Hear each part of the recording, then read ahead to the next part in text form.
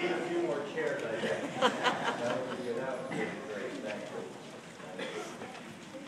You know, if you've been around young children a lot, which most of us have, you know that they are wonderfully noisy and wonderfully full of energy. And well, you also know if you've been around young children a lot that they're also exhausting because they are full of energy. And around the age 3 or so, kids always start asking why. Why? So you just want to scream because there's not always an answer. It's just what it is. I heard a radio commercial earlier this week that's on from time to time for an insurance company, and the mom and the young daughter are in the car, and the little girl is asking why, and her mom will answer, why? 6, 7 times. Finally, in sheer frustration, her mother says, just because. Oh, okay. Asking why is helpful. We do that frequently. We ask the question, why? Why is this happening to us? Why did I lose my job? Why don't my kids call me on Easter? Why? We ask the questions. I was talking to a man a couple of years ago and had a chance to check in with him recently. And he had lost his job. He was an architect and did everything by hand. You know, all the prints and everything like that. And what he was finding was that he couldn't keep a full-time job. And of course he was bashing himself real good. He wasn't a good employee. They didn't like him there. There was something the matter with him. Maybe he was asking for too much money. It's the corporations. You know, take your pick. You go through, when you lose a job, a period of mourning, just like a close friend or parent has died. You have that period of mourning where you have to come to terms with what's going to be and is a new circumstance. And finally, after asking himself why over and over for months at a time, he began to come to terms with that and began to realize that he really was a dinosaur in a new era. And so, thankfully, at that time, at least, the government had some some money available for retraining into new areas for adults whose careers had been passed by because of technology. So now he's been working at the same place full-time in graphic art and doing all of the same kind of stuff, except when he went back to school, he became very computer literate and very functional. And so out of that period of death and mourning has come new life. And he's begun to look at it that way after having gone through all of the changes and begun to see that life really is very much in the pattern of Jesus' death and resurrection. We all go through times of death and mourning and uncertainty and into a newness of life. But it takes time to wrap our heads around it and to get to that point. And that's why the question why is so important, because it stands there stark naked as we are in front of the question why. That's what happened to the women at the tomb. They got there expecting just the normal, which is there's a friend of theirs who's dead, and they're going to prepare his body for a permanent burial. When they get there, they find Jesus' body's missing. Well, what do you do then? Why? And then comes the question and the wake-up call for them. 2 guys come over to him and say, why are you looking for the living among the dead? Why? And then they proceed to tell the ladies and remind them that in fact Jesus had told them all of this stuff was going to happen. That he was going to have to go to Jerusalem, that he was going to have to get beat up, he was going to have to be crucified, he was going to have to die, and then be raised on the 3rd day. So that why question became a remembrance and a reminder of what it is that Jesus had taught with his whole life. Then they went back to tell the guys. And it was at that point the guys were where the women had been a couple hours earlier, confronting the question why and having no answers. So the women then had to become mentors for a time to Peter and the other disciples in the upper room. And you know what a mentor is. You're all mentors in one fashion or another. You influence people with your conversation, with the way you carry yourself, with the kinds of decisions you make, and the answer to the question why you did what you did and why you do what you do. You become mentors to other people. And so it was that experience that the ladies had that they mentored the men in the upper room. And you can see the overall impact on Peter. He at least was able to bestir himself to get up and go and take a look at the empty, to see if the tomb was really empty himself, and maybe to do a little detective work to see what was going on there. But the disciples, as with the women, went through a period without thinking about the nature of their beliefs and what it is that they really believed. And so they made some bad judgments about their faith. And bad judgments lead to bad choices. Look at the guys. What did they do? They hung out in the upper room, afraid they were going to get arrested. Bad choices led to a harmful behavior. And harmful behavior always leads to a rationalized behavior. None of us ever do anything wrong that we don't rationalize it somehow so it looks a little better than it really is. Pretty typical and common of being living on the earth as a member of the human family. So anyhow, with the women doing the mentoring, the guys were able to move out of same old, you know, life is unfair, life cheats you, and the whole shooting match. You know how easy it is to get into that kind of mode of being and existence. But in any case, they went back, and they saw for themselves that the tomb was indeed empty, and then began to ruminate for themselves on what Jesus had taught and told them was going to happen. I was always impressed and aggravated. I took a course online, and one of my professors never just said signing off or see you tomorrow, talk to you tomorrow, and he always wrote this: may God bless you. May God protect you from the enemy who would try to steal the word from you. Every time, till I got sick of hearing it. But you know what? I remembered it. And you know what else? I pay attention to who's trying to steal it from me. I pay attention to anybody who's trying to get me to think about life differently than a matter of death and rebirth, death and resurrection, dying and rising to newness of life. You don't pay attention to that. You don't fertilize your faith. You don't mentor others in the faith to see life as a matter of dying and the potential to rise to newness of life. And you have been suckered and enamored and trapped and tempted by the great tempter. Call him Satan if you will. I never do. I call him the trickster. Because that's usually how it works. We get tricked into things. We get tricked into moving away from the faith as we know it, in which our calling is to bring life and new life to light in the midst of those whose lives are in death or in dying. And it is that to which we have been called. It is that to which the ladies at the tomb were reminded, and it is that to which the ladies mentored the men in the upper room. There is living and there is dying, and your call is to living and to bring life to those who are dying.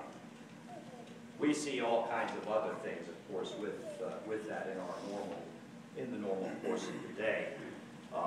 You know, in terms of the ethics of doing that which is right, that which is helpful to the common good, that which is life-building and upbuilding. You have enough stuff just by watching CNN, MSNBC, and Fox News. And if you watch it too much, it's going to suck your brain away. It just will. You will think life is so horrible and rotten and miserable and that there's no hope for the future. You might as well just let it suck out your ear right now. So you don't have to think. Because that is the cacophony of noise which comes out from the world into our lives day after day after day. And Thank God that an angel comes along and asks those women who are expecting death, "Why do you seek the living among the dead?" That was their wake-up call. They made the wake-up call to the men in the upper room, and all of the saints that went right from there made it to today and ask us the same question. Why? Why do you seek the living among the dead? Which is another way of asking, why do you encourage or allow death when there could be life? And you see, that is your call then to being an Easter person, a Christian follower of Jesus, to encourage life in the midst of death and tomb. I saw an Easter card as I was looking to get a couple of cards for my family, and the one said, "The wonders of God are all around us." You know, and it had all kinds of, nice little, bunnies and, eggs and, stuff like that that have absolutely nothing to do with Christianity, but by golly, it's a nice little feature. And I thought, yeah, that's true. The wonders of God are all around us. But so much of the time, with all of the noise which surrounds us and all of the negative ugliness information which comes into our ears and into our hearts and into our thoughts, that it's pretty hard to see and comprehend and meditate on the wonders which surround us. But think about what it is that you and I have been called to be. Every church of every Christian denomination, whatever it is called to be a colony of heaven. That's what we are. You carry heaven with you. How do you know you carry heaven with you? I'll tell you how. Very simple. When somebody gets into an argument, it bothers you. Because you're then in the realm of the kingdom of heaven where you have to give thought to the notion of what do we do with the forgiveness of sin. When somebody has run off at the mouth and been insulting and demeaning, and you're on the sidelines watching it, how do you proceed? Do you become then a servant of Jesus, in which you're going to work reconciliation, or at least try to bring people back together? Never the same way after a big fight, by the way. It's always different after that. Nonetheless, that's called maturity, where you recognize the changes in a relationship and yet are able to pull pieces together again so that it works. That's a sign that you're a member of the colony of heaven. Another is simply your focus on recognition when you look at world events, national events, and local, that one of the key things which is always necessary is reconciliation and working together as a team. All right? That's always a piece of what you carry with you, which is why so many of you are involved in extracurricular activities in the community, because you recognize that you carry with you the goodness and the good news of life and living in the midst of the potential of death and dying. The other thing that the enemy tries to do, of course, is to steal the word from us, as my professor kept reminding me for a year. And you have to be careful that that doesn't happen. And the only way that that can't happen is by your regular and steady thought about life as a matter of death and resurrection, death and rebirth, dying and rising. Because that is, in fact, how things really work out in life when you think about your own experiences. I have a friend of mine who is retired now, who worked for a book publishing company for a lot of years in New York City, and was regularly in trouble because he was always asking the question, why? Why are we publishing this textbook? Will it serve the needs of the children and the furthering of their education? Will it make it possible for the teachers to actually use it in enhancing and teaching the children? Or is it just another textbook? And in fact, what is the information that is in that textbook? Does it teach something? What values, what ethics does it teach? And yes, he nearly lost his jobs. I've known him for 30 years, And he came so close to losing his job so many times, but you know, he never did because the corporation recognized the value of having a guy like that around, who in the boardroom would ask the question, why? He was moved out of New York City to Oklahoma City, by the way, to just get him away from the center of things for a while. But interestingly enough, after a few years, they called him back because they recognized that they needed somebody like that to ask the question, why? Why this textbook in this way? Is it good for the kids and their future? And the future of the world, will it help that? Or is it just a waste of paper?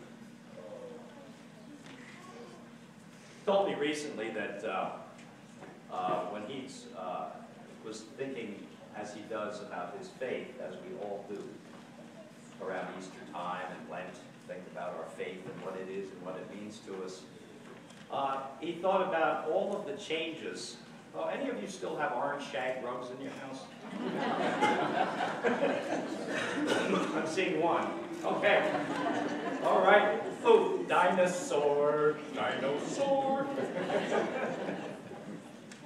We all had shag rugs, and they were all orange back in the day, I hate to tell you. And you know you were going to spend the money on it whether you had it or not. You were getting an orange shag rug. You just had to have it.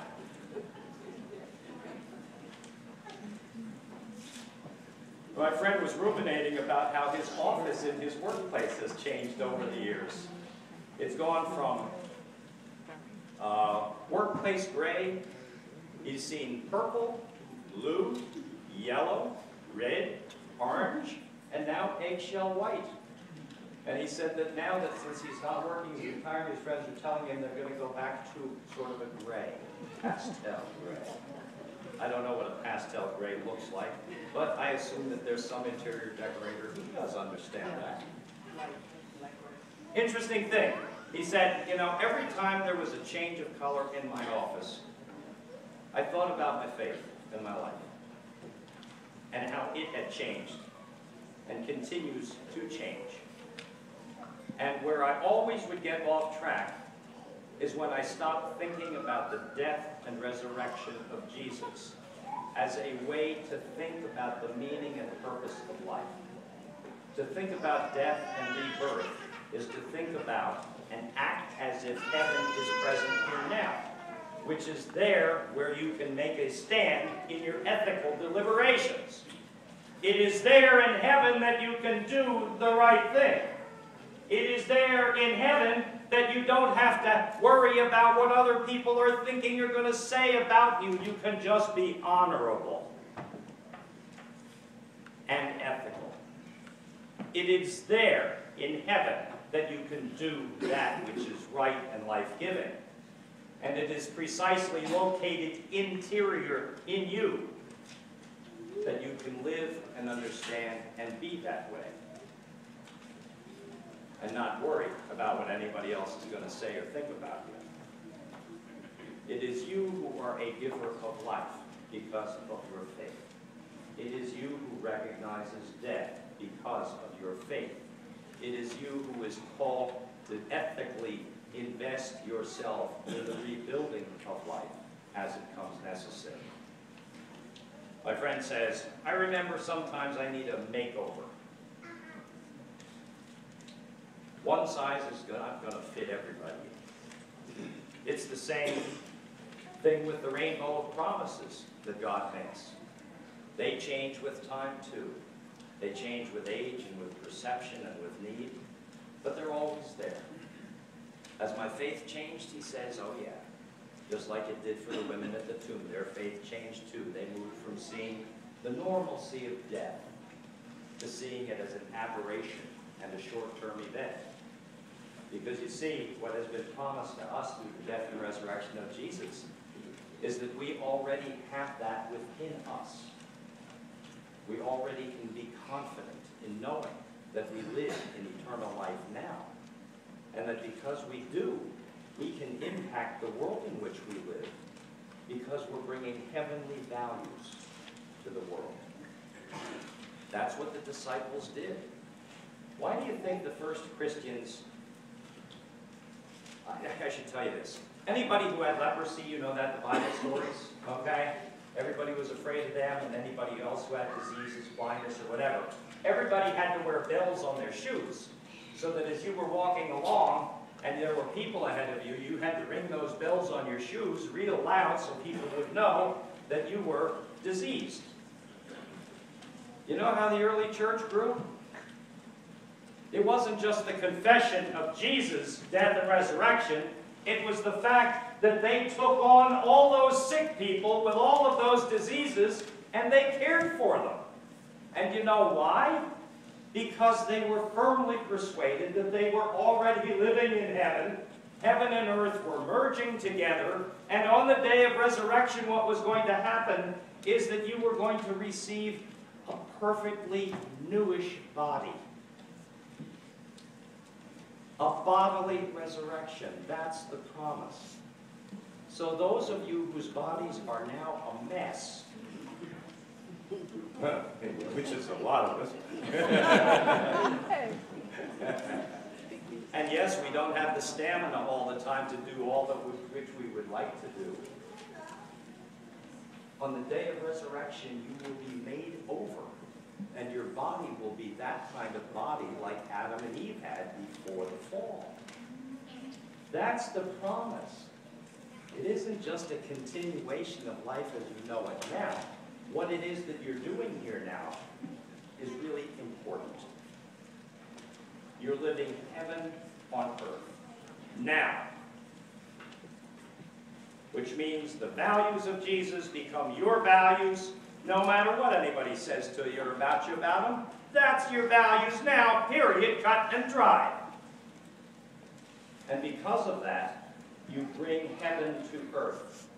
And therefore, in your behavior, that which you do now will have an impact on the future of the earth. You know that. We're impacting the future of the planet now. You realize that, and do not be naive. The question becomes, what impact do we want our children to have on the future? And that's where the women as mentors to the men in the upper room becomes so critical.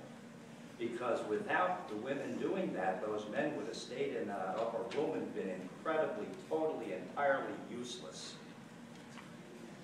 But the mentoring did the job, and they got out and proclaimed the resurrection from the dead, and the new life, and the bringing of earth closer to heaven, and heaven by their values closer to earth. And therefore, that is who you are and who I am. We carry heaven with us. And that which we do now has implications for the future. What do you want your kids to know? How do you want them to live? What kind of world do you want them to live in? We impact it now. Their behavior as they mature will impact it in the future, but impact it they will.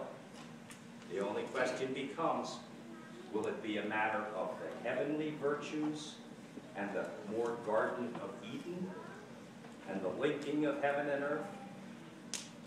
Or will it be something more satanic, more tricksterish, more unhealthy?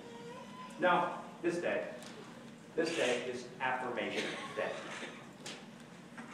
Jesus loves you. Jesus loves the world. Therefore, your call is to love the world and to do as your Master did, which is to embrace it all the way, and embrace it even if it hurts. But embrace it and love it back to life. That's the good news. And that's what's in you. So keep at it. And if you're not at it at all, get at it. Amen. Amen.